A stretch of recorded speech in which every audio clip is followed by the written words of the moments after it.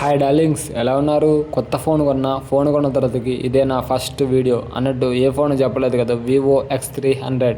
ఈ ఫోన్లో అస్సలు స్టాకులు ఇవ్వంట.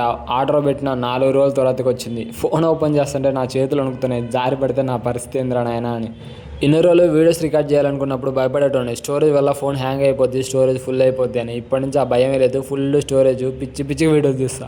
ఫోన్ తీసుకొని పిల్లల మరి టెంపుల్కి పోయి శివయ్యని దర్శనం చేసుకొని ఫోన్ కూడా ఒకసారి శివయ్య దగ్గర పెట్టి అక్కడ ప్రశాంతంగా కూర్చొని పంతులు గారు ఇచ్చిన ప్రసాదం తిని ఆ పక్కన 2-3 ఫోటోలు దిగి గుడి మొత్తం ఒక రౌండ్ తిరిగి వచ్చిన.